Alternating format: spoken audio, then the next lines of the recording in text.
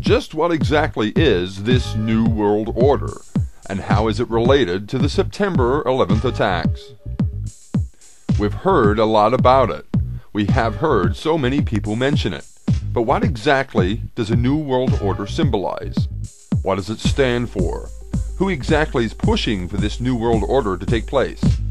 And most importantly, what is it going to mean for us, the people of planet Earth? We're going to take a look now over the next 10 minutes at all of these questions. Most smart people already know a lot of this. However, we do know there are a lot more people still totally unaware about what's taking place in our very society. This is the video clip for them.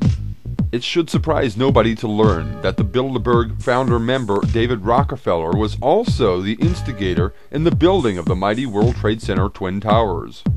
Back then, gaining permission from his brother Nelson Rockefeller, coincidentally, who was the governor of New York at the time. Just 55 days before September 11, 2001, it was the first time in 33 years of the building's history that it had changed ownership and was handed over from the New York Port Authority to a private business concern called Silverstein Realty, run by Larry Silverstein, in partnership with another well-known real estate tycoon called Frank Lowy, who was the CEO of the Westfield Shopping Center Group. Now, who gave these guys the lease, despite these two being the lowest bidders on the contract? Here he is, Louis M. Eisenberg, a Bush campaign party fundraiser and, at the time, the New York Port Authority manager, who, the same as Silverstein-Lowy, were coincidentally all senior board members of the Anti-Defamation League.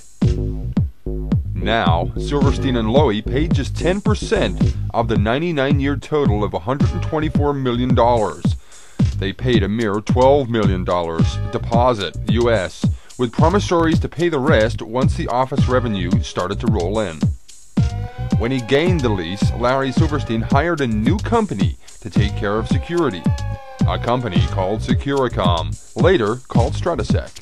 In fact, 5 days after he got the 99-year lease, Larry Silverstein changed the insurance contract to include a terrorist attack. The president's brother Marvin Bush, believe it or not, was on the board of directors of this company, Securicom, and the president's cousin, Wart Walker III, was the CEO. According to public records, Securicom also took control of electronic security for Dulles and Logan airports, the supposed airports where the supposed hijackers got in, as well as taking United Airlines security, key strategic positions in selling the 9/11 lie. From his initial deposit of $12 million, once the 9/11 event took place, Silverstein-Lowy then cashed in on insurance claims to a grand total of $7.2 billion. That's $7,200 million. Not a bad day at the races for Lucky Larry, who was supposed to be in a meeting in the WTC Towers on September 11, but claims he was just running late on that day. Coincidentally enough, on the same day as his son Roger and daughter Lisa, who was supposed to be working on the 88th floor of the WTC-1 tower, coincidentally the whole Silverstein family were also running late on September 11.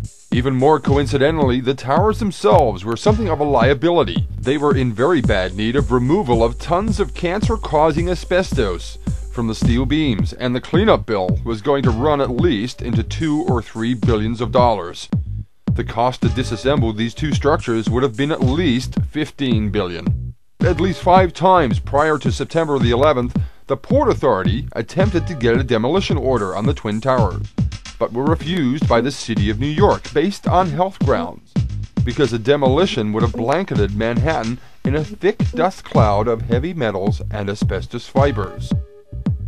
It was very convenient then for everyone involved that Osama bin Laden chose these particular targets, the Twin Towers. Or did he? We've actually been told that Osama himself confessed to the attacks in the infamous confession video. However, the videotape itself has been wrongly translated by the mainstream media and has been found to contain actors portraying Osama bin Laden. In fact, Osama himself has, at least on 5 separate occasions, denied any responsibility to the attacks. Yet this fact alone has never managed to surface on mainstream media. The authenticity of this tape comes into question even more when one realizes it surfaced after being handed to U.S. Marines from the Pakistani ISI Secret Service. The head of the ISI coincidentally paid over $100,000 into Muhammad Attar's personal account just days prior to 9/11. And then we have Building 7. This 47-story steel frame structure mysteriously came down at 5:20 in the afternoon of September 11 at freefall speed. This was a building that was not greatly damaged by the Twin Towers collapse. It was not hit by any aircraft. And conveniently, it was covered under Larry Silverstein's amended insurance policy. In fact, Silverstein himself slipped up on a PBS documentary in 2002 by admitting he gave the order himself to personally pull the building. This kind of operation would have taken months in planning. It cannot be done, as Larry said, in a matter of hours. The collapse of this building specifically benefited a lot of people, especially the president then, George W. Bush. He was going to be personally called to give evidence in the Supreme Court of his insider dealings associated with the collapse of WorldCom and energy giant Enron, which he and Kenny Boy were implicated as being a part of. In fact, there were many cases that had to be dropped because of the demolition and destruction of this building.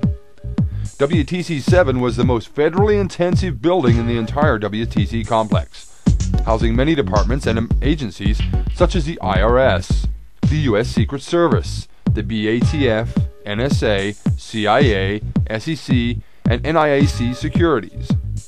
It is estimated by Reuters that some 3,000 to 4,000 individual criminal cases were dropped from investigation due to destruction of evidence when WTC-7 came down.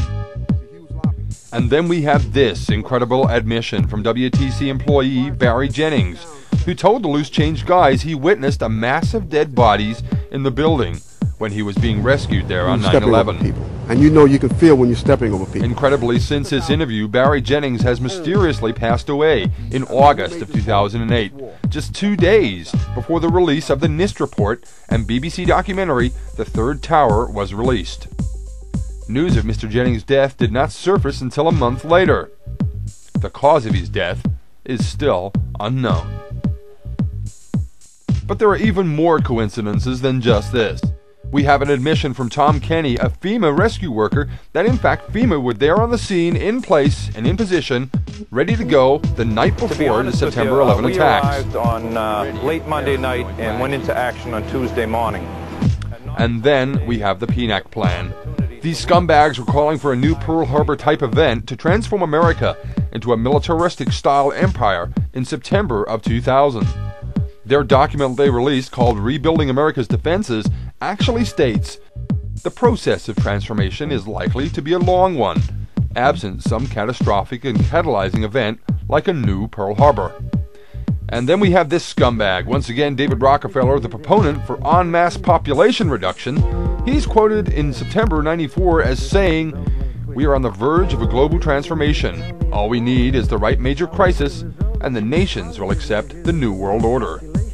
Even if you do not agree that 9/11 was an inside job, all this evidence before us indicates that September 11 attacks were allowed to happen.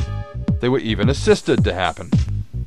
According to the media advisory about the final report of the 9/11 Commission, the total budget for the total investigation for WTC attacks was $15 million.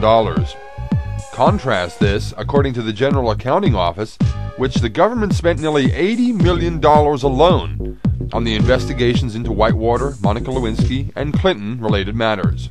We have more money that was spent looking into Bill Clinton's private life than was spent investigating the biggest mass murder of Americans. When you consider that September 11th, 1941 was the date that the Pentagon had its groundbreaking ceremony, and September 11th, 1991 was the date that Daddy Bush called for a new world order, one has to wonder if indeed these people have now got their new world order that they've been asking for.